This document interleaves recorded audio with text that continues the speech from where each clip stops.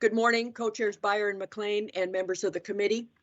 For the record, my name is Suzanne Weber, and I have the honor of serving as state representative for House District 32, which encompasses all of Clatsop County, half of Tillamook County, portions of Western Washington County, and one household in Yamhill County.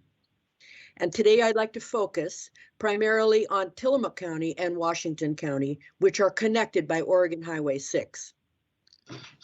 Highway 6 was constructed as a part of the Works Progress Administration during the Great Depression to connect the coast with the valley, and originally also consisted of the Tualatin Valley Highway. But with the construction of Highway 26 in the 1950s, the roads were realigned and renumbered to what we have today.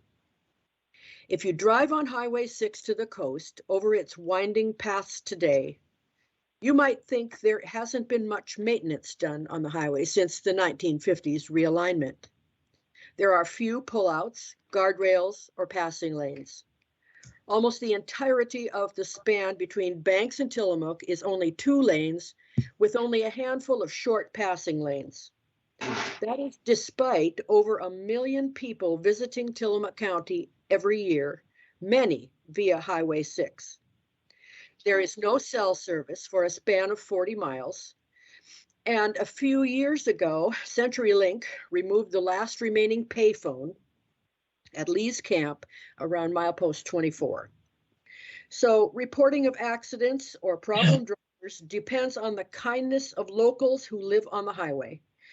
And unless the accident occurs in the 15 to 20 miles that encompass the Tillamook State Forest, in that case, one must rush to the nearest home, which could be a dozen miles away, to call for help while someone's life hangs in the balance. This situation has led to the deaths of 7 people in 5 different accidents in 2021 alone. And that doesn't even begin to mention the number that were injured. Although the human toll is of greatest concern, the condition of the road poses the risk of an economic catastrophe. Nearly everything that comes in or out of Tillamook County does so on a truck and does so over Highway 6. In 1996, because of massive rainfall, Highway 101 was flooded both to the north and the south of the city of Tillamook.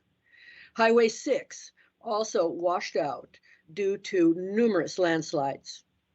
Supplies had to be brought into the area via helicopter. Landslides again closed the highway in 2007 and 2015. As climate change brings us additional extreme weather, these events will become more common, not less. At the summit, the sudden sunken grades have caused massive cracks in the roads, causing fear that the entirety of the road will someday slide into the Wilson River. Extended closing of Highway 6 would mean that trucks would need to travel Highway 30, Highway 26, or Highway 18, creating longer transport time, increasing carbon output, and aggravating already strained supply chains. House Bill 4053 is just a first step in addressing Highway 6. It instructs the Oregon Department of Transportation to study the deficiencies of Highway 6, as well as the solutions and their costs. We are under no illusion that the results of this study will be anything but sobering in terms of scope and cost. It is a very much needed first step. But we don't know what we don't know, and we simply can't wait any longer.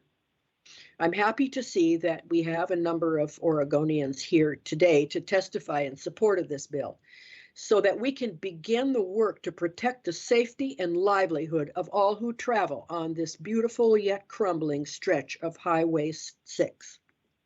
So thank you, colleagues, and I'm happy to answer any questions that you may have. Thank you, Representative. I do have a question here or a comment from Senator Gorsuch. Thank you, Madam Co-Chair. Just to reiterate what you said, Representative, The rail link is also gone. Yes, Tillamook. It washed out a number of years ago, so there's not even that option anymore. And I recently, I've driven on 6 all my life, but I was recently out there, and you can tell, especially the sunken grades, which even though there's signs, it still kind of surprises you. And it's a very important link into Tillamook County. So I'm fully supporting this bill. Thank you. thank you. And as ODOT is studying that particular slide, they have planted various sensors in the ground to be able to measure the move of the earth. But some of that study may take up to 2 years to complete.